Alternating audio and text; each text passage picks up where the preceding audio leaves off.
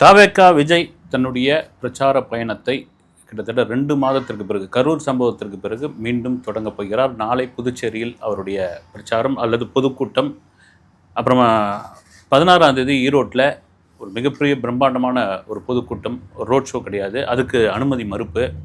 சரி, திடீர்னு ஒரு முக்கியமான கல்யாண வீட்டில் விஜய் கலந்துக்கிட்டாரு. ஒரு நபர் அவர் கையை பிடிச்சி அப்படி திருப்பினது, யார் இவர், முகம்லாம் விஜயோட முகம்லாம் சிவந்து போயிடுச்சு, அதுக்கான காரணம் யார், இவர் எப்படி விஜயை வந்து கையை பிடிச்சி திருப்பலாம் அப்படின்ற மாதிரியான விஷயங்கள்லாம் கேள்வி இருந்தது. இதை தான் இந்த வீடியோவில் பார்க்க போகிறோம்.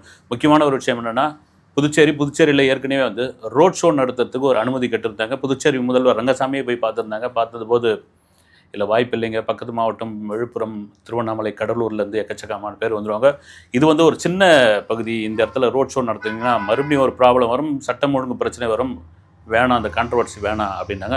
இதனால் கூட்டணிலாம் உடைய போகுது, அப்புறமா ரங்கசாமிக்கும் விஜய்க்குமான நல்ல உறவுலாம் இருக்குது, அதெல்லாம் முறிஞ்சிட போகுது, அப்படி இப்படிலாம் ஒரு விஷயம்லாம் சொல்லிட்டு இருந்தாங்க. இதுக்கெல்லாம் வந்து ஒரு காரணமாகாது. எனக்கு தெரிஞ்சு பார்த்தீங்கன்னா, வருகிற சட்டமன்ற தேர்தலில் புதுச்சேரியில் ரங்கசாமி அவர்களுடன் ஒரு கூட்டணியாக தவேகா இருக்கும்னு நான் அனுமானம் பண்ணுறேன். வந்து இருக்கலாம், மேபி. அதுக்கு அவங்க சொன்னது தான் வந்து நாளைக்கு ஒரு பொதுக்கூட்டமாக நீங்கள் நடத்திங்க, பிரம்மாண்ட கூட்டமாக உப்பளத்தில் இந்த துறைமுகம் பக்கத்தில் ஒரு கிட்டத்தட்ட 5000 பேருக்கு மட்டும்தான் அனுமதி. அந்த 5000 பேருக்கு அனுமதியுடன் QR கோடோட ஒரு அடையாள அட்டை வேணும்.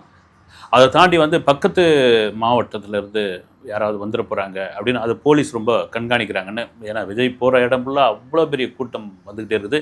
சரி, நாளைக்கு என்ன அந்த நிபந்தனைகள்லாம் அப்படின்போது, பொதுவாக இந்த கரூர் சம்பவத்தில் வைக்கப்பட்ட குற்றச்சாட்டு, ஏங்க நீங்கள் ஒரு டைம் சொல்கிறீங்க, ஆனால் உங்கள் தலைவர் ஒரு டைமுக்கு வராரு, நீங்கள் சொல்கிற டைமுக்கும் அவர் மெட்ராஸில் கிளம்புற டைமுக்கும் சென்னையில் கிளம்புற டைமுக்கும் சம்மந்தமே கிடையாது, அப்புறம் நீங்கள் வந்து கூட்டம் வந்துடுச்சு, கும்பல் வந்துடுச்சு அப்படின்றீங்க. சொன்ன டைமுக்கு கரெக்டாக வந்தால் தானே கூட்டம் வரதான் செய்யும், எவ்வளோ நேரம் காத்திருப்பாங்க, கூட்டம் வர்றதுக்காகவே நீங்கள் வந்து லேட்டாக வரீங்க, இந்த மாதிரியான விமர்சனங்கள்லாம் இருந்தது. இதே கேள்வி தான் அவங்க கேட்டிருக்காங்க, எப்போ வரப்போகிறீங்க, எவ்வளோ நேரங்க விஜயோட ஸ்பீச் இருக்கும், ஸ்பீச் முடிஞ்ச பிறகு அவர் எப்படி கிளம்புவார், இந்த மாதிரி. இன்றைக்கி இரவு விஜயோடைய ஒரு பிரச்சார பயணம். ஏன்னா இந்த பொதுக்கூட்டத்துக்கு வந்து எந்த மேடையும் கிடையாது, சேர் எதுவும் கிடையாது, வந்து ஒரு பிரச்சார வாகனத்தில் நின்றுக்கிட்டே அவர் வந்து பேச போகிறார். குறிப்பாக ஒரு 5000 பேர் மட்டும் சுற்றி